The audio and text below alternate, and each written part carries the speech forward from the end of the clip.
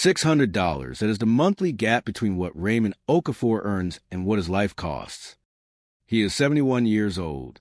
He worked 34 years at a freight distribution center outside Tacoma, Washington. He has a pension. He has Social Security. He owns his home free and clear. By any reasonable measure, he did exactly what was asked of him. The math stopped being reasonable around 2022 property taxes. Climbed Medicare, costs climbed. Groceries climbed. His income did not move. $600 a month, every month, was coming out of savings he had no way to replace. At the rate he was going, the account would be empty in under 2 years. What he built instead, in the 40-foot backyard behind his house in Tacoma, cost $500, took 3 Saturdays, and now generates $2,800 a month. The steel arch is still standing. The savings account is growing again.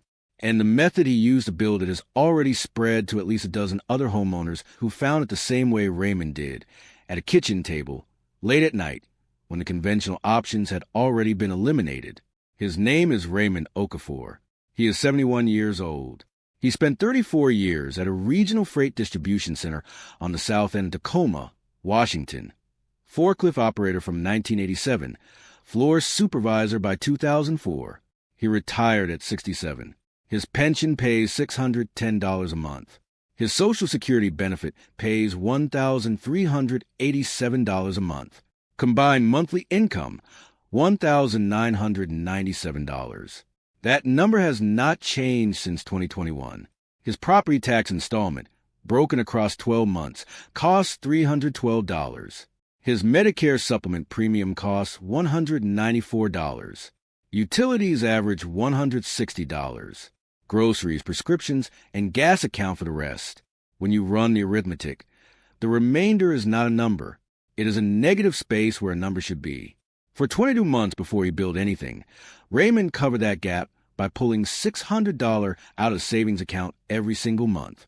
The account held $14,200 when he sat down at his kitchen table in November with a yellow legal pad. At $600 a month, he had 23 months before it reached zero. His house complicated the picture further. He bought it in 1998 for $112,000. It is a 2-bedroom house on a quiet street in Tacoma. Nothing remarkable, a concrete driveway, a fence that needed painting for years ago and still does. Pierce County now assesses it at $387,000. He owns it outright. No mortgage, paid off by 2014. That was supposed to be the foundation of his retirement. A paid-off house meant no rent, no bank, no landlord. What it did not mean was no property taxes. And property taxes had been climbing in a direction his pension did not follow. The backyard behind the house ran 40 feet deep and 20 feet wide. A rotting wood shed sat on a concrete pad the previous owner had poured for reasons nobody had ever explained. A lemon tree Raymond planted the year his son was born stood near the fence. The shed was unusable. The pad sat empty. The tree produced 60 lemons a year that he gave to neighbors because he did not particularly like lemonade. The backyard was not a resource. That was about to change.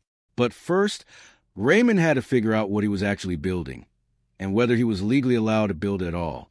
The first property tax installment of $2,024 arrived in January. The amount due was $1,874. Raymond set the envelope on the kitchen table next to his coffee and did not open it for 3 days. He already knew the number. He had been watching the assessed value climb on the Pierce County website, the way you watch a weather system move across a map, when you cannot do anything about it. $1,874 due in 30 days. Nearly his entire monthly income in a single bill. He sat down at the kitchen table on a Thursday evening with the yellow legal pad. He drew a line down the middle. On one side, he wrote what was coming in. On the other, he wrote what was going out. The 2 columns had not been equal for 22 months. They were not equal now. He had 3 options. He could keep drawing down savings, 23 months until zero. He could sell the house, which would generate cash and also eliminate the place he had lived for 26 years, in a rental market where a comparable 2-bedroom in Tacoma was running $1,800 a month. Or he could generate new income. He was 71. The market for retired forklift supervisors runs to approximately nothing.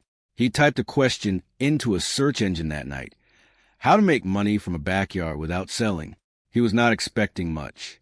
What he found, after 2 hours of reading, was a thread on a home improvement forum posted by a man in rural Oregon who had converted a military surplus Quonset hut into a short-term rental listing for $600 of materials and was clearing over $1,500 a month.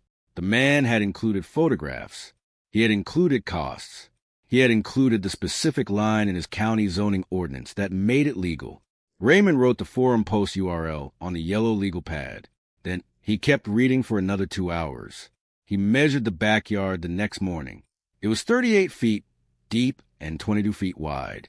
That was not a problem. That was a floor plan. The first thing Raymond did after measuring was open the Pierce County zoning portal on his laptop and search for the county's accessory structure ordinance. The relevant line was buried 4 pages into a PDF document. Detached structures under 200 square feet do not require a building permit, provided they are not used as permanent sleeping quarters connected to municipal sewer. 200 square feet. He wrote that number on a yellow legal pad and circled it twice. A standard 16-foot Quonset hut has a footprint of approximately 160 square feet. He knew this before he bought anything. A Quonset hut is one of the simplest structures ever manufactured. The design dates to the Second World War, when the Navy needed shelters that could ship flat and go up in hours on Pacific Islands without a construction crew or a concrete foundation. Picture a half-cylinder of corrugated steel. A tin can slice lengthwise, set flat side down. Millions were built. After the war, they spread across farms, ranches, and small businesses across the country as storage buildings, workshops, and equipment sheds. Military surplus auctions cycle them out at a steady pace. A clean 16-foot unit in good condition sells for $1,500 to $2,500. A unit with dented arch panels, surface rust, or a warped end wall frame sells for considerably less, because commercial buyers have no use for cosmetic damage on a structure that small. Raymond found a 16-foot unit at a government surplus auction in Olympia, Washington. 2 dented arch panels, surface rust along the base flanges, a warped end wall frame, listed at $500. The corrugated steel ribs were structurally intact. The bolt holes still lined up. The dents were surface level and nothing else. He paid $500 cash from savings on a Tuesday morning in February. Getting 60 miles of disassembled Quonset from Olympia to Tacoma required a flatbed. Renting one would have cost $180 plus fuel. A man from Raymond's church drove a flatbed for a landscaping company during the week. He agreed to haul the bundled panels on a Saturday when the truck sat idle. Raymond paid him $50 in gas money. The panels arrived that Saturday afternoon, stacked on the concrete pad next to the lemon tree. BL, assembly took 3 weekends. The concrete pad was the first piece of luck. Raymond demolished a rotting shed himself on a Friday afternoon with a pry bar and a wheelbarrow, hauling debris to the curb in 4 loads. What the shed left behind was a level concrete surface roughly 12 by 18 feet. Already existing, already paid for. A new slab poured by a contractor in Tacoma would have run $400 to $600. Raymond rented a plate compactor from a hardware store on Pacific Avenue for $35 for a half day to resurface the edges, then bolted anchor plates directly into the existing concrete. No new slab required. The arch assembly is designed for speed. Curved steel ribs bolt together in sequence. Corrugated panels attach with self-tapping screws down each rib. Raymond borrowed a socket wrench set from his neighbor and a cordless drill from his son Marcus, who drove up from Portland that first Saturday to help. The problem came on the second rib. Each one weighed approximately 35 pounds and needed to be held overhead at a precise angle while being bolted to the adjacent rib, a task that requires either 2 sets of hands or solution Raymond had not yet built. Marcus helped with the first 4 arches on Saturday before he had to drive back south. After that, Raymond was working alone, and the ribs were not going to hold themselves. He did not stop. He went to the demolition pile from the shed, found a length of rope, 2 salvaged 2X4S, and a pulley hook from an old project, and rigged a simple A-frame hoist that let him raise each rib into position without holding the full weight overhead. He stood on a stepladder and drove each bolt with a cordless drill, one rib at a time, across the following 2 Saturdays.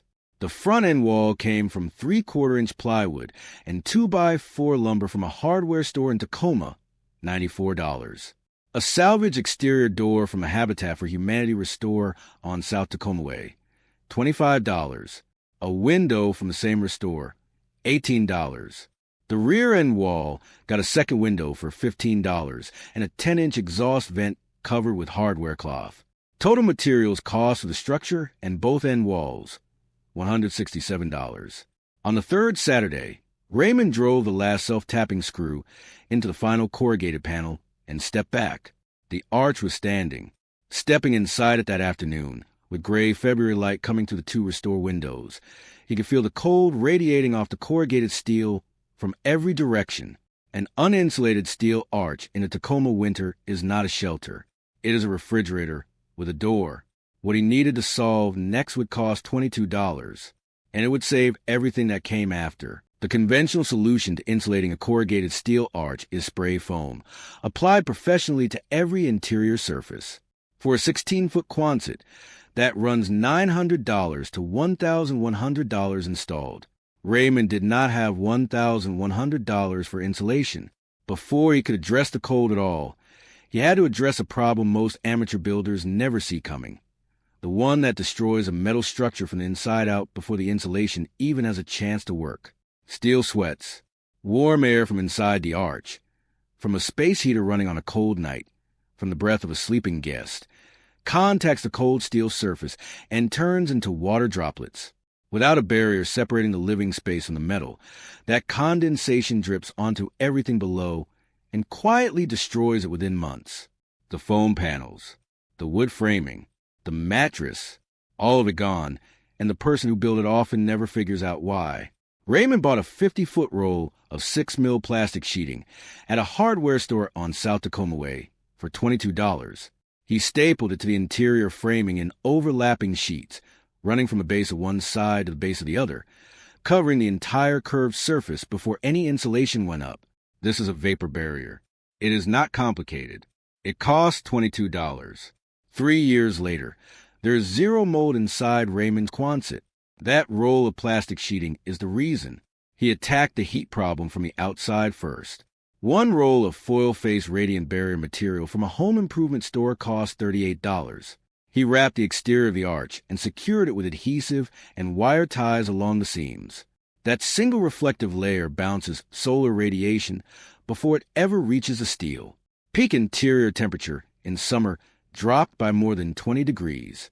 For interior insulation, Raymond drove to 3 active commercial construction sites in the Tacoma metro area running exterior retrofit work. Construction sites generate dumpsters of rigid foam board offcuts, partial sheets cut to fit specific cavities, discarded because contractors cannot resell opened or cut material. Raymond asked the foreman at 2 sites if he could take the foam scraps from their waste bins. Both said yes. Over 2 weekends, he collected enough rigid foam board to line the entire interior curve. He cut each panel with a utility knife, bent it to follow the curve, and glued it in place with construction adhesive.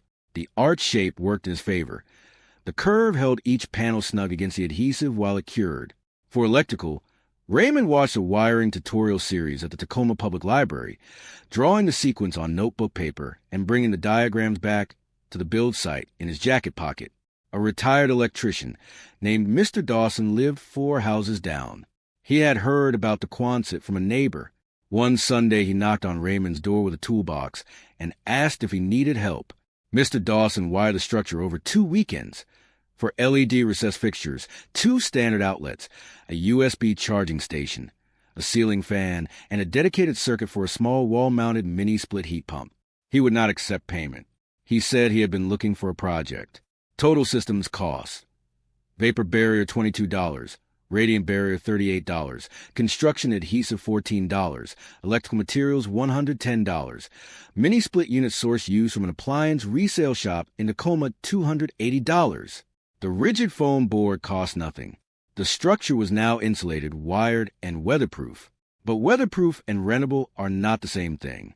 What happened next required a completely different kind of problem solving. The gap between a weatherproof steel arch and a room someone would pay $89 a night to sleep in is not small. Raymond understood this. He had stayed in enough motels over 34 years of work to know exactly what makes a space feel like somewhere versus nowhere. The structure gave him the shell. What came next had to give it a soul. He started with the walls. Tongue-and-groove cedar planking from a lumber liquidator in Puyallup, Washington. A shop that sells overstock and cosmetically damaged inventory from regional building supply companies at a steep discount. Ran 85 cents per linear foot. Raymond covered every interior surface from floor to the peak of the arch. When the cedar is new and the mini-split has been running, the smell inside the Quonset is clean and faintly sweet, the way a well-kept wooden boat smells below deck. When the afternoon sun warms the steel from outside and the heat transfers through to the cedar lining, the smell deepens. It fills the space completely. It is the first thing a guest notices when they open the door, and it is the detail that shows up in the reviews more than any other single feature. The floor got peel-and-stick vinyl plank from the same liquidator in Puyallup at 60 cents per square foot, laid directly over the concrete pad. 160 square feet. Total cost, $96. Raymond laid it on his knees over a Saturday morning, working from the center of the arch outward. When he stood up and walked the length of it for the first time, the click of the planks under his work boots was the sound of a room, not a shed. A platform bed frame from a Facebook marketplace listing in Tacoma cost $40. He set it under the apex of the arch, which gives a guest lying in bed a view straight up the curved cedar, ceiling to the peak. A detail Raymond had not planned but noticed immediately when he tested the mattress. A new foam mattress from a discount warehouse on Pacific Avenue cost $180. A small writing desk salvage from an estate sale in the Proctor neighborhood cost $15. 2 wall-mounted reading lights ordered online cost $22 for the pair. Open cedar shelving on one wall held a carafe, 2 mugs, and a small woven basket. Raymond bought the basket at a Goodwill on 6th Avenue for $3. He photographed the finished interior on a clear morning in early May, the cedar walls catching the morning light through the 2 restore windows, the bed made with a white duvet, the writing desk bare and waiting. He listed it on a short-term rental platform that evening at $89 a night. The first booking arrived 11 hours later. A couple driving north from Portland. 2 nights. The payment notification appeared on his phone 2 days after checkout. Net amount after platform fees, $156.42. Raymond set the phone down on the kitchen table. He went outside and stood in the backyard and looked at the arch for a while. The first review posted 4 days later. 5 stars. The guest wrote that he had not expected to sleep that well. He mentioned the smell of the wood. Raymond read it twice. That was May of 2024. By October, Raymond had stopped drawing down his savings. By December, he had started adding to it. Before he looks at any income figure, before he checks the booking calendar or reads the latest review, Raymond does one thing between every guest. He fills a small bowl with fresh cedar shavings from a feed store in South Tacoma and sets it on the writing desk inside the arch. The shavings cost $3 a bag. 1 bag lasts approximately 3 visits. He has never skipped the ritual. He said once that a guest should open the door and smell the wood before they see anything else, because the smell tells them something about the person who built the room, that the person thought about them before they arrived. That detail, costing $1 in amortized shavings per stay, appears in reviews more consistently than the bed, the heat, or the quiet. His current average net income from the Quonset runs $2,800 a month across the past 8 months.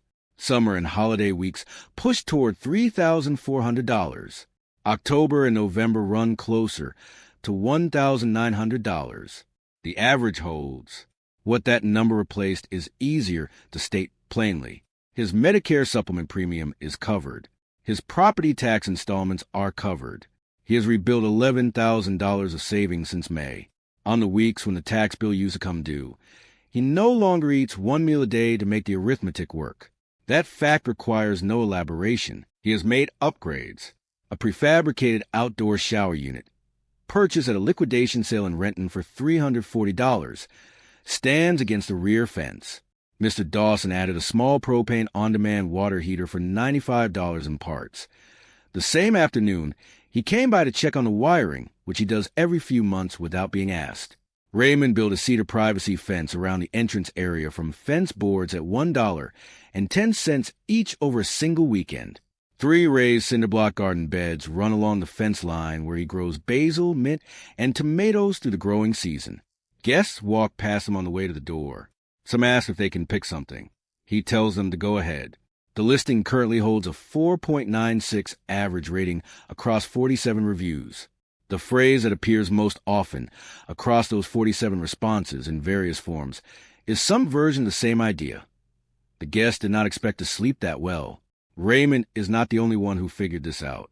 A man in Olympia, Washington, built a near-identical unit after reading the same home improvement forum thread Raymond had participated in. He sourced his Quonset from the same surplus auction site, used the same vapor barrier step Raymond had described in a comment, and listed his unit at $79 a night. He sent Raymond a message 6 months later to tell him the account was current, and the reviews were good. A retired teacher in Auburn built one after his wife's medical costs doubled in a single year. He learned the foam board sourcing method from a YouTube video Raymond had linked in that thread. A man in a senior resource center in the Tacoma Dome neighborhood described the entire approach to a room of 8 people during a financial planning session: the zoning threshold, the surplus auction, the church contact with a flatbed, the vapor barrier. He had drawn a rough diagram of the arch cross-section on the back of a printed agenda. 2 of the 8 people in that room later built structures.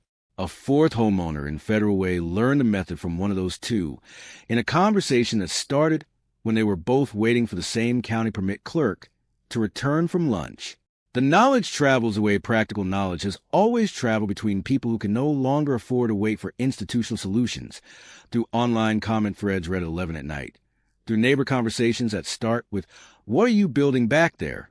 through senior center meeting rooms where someone pulls out a diagram they drew on a piece of paper and the room gets quiet. This approach works in residential areas with available backyard square footage for specific reasons. County permit thresholds in most jurisdictions accommodate structures under 200 square feet without triggering the permit process.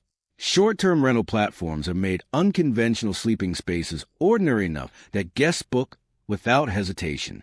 And homeowners, particularly retired homeowners on fixed incomes, are beginning to recognize that the property they paid off over 30 years may be the last productive asset they have left to put to work.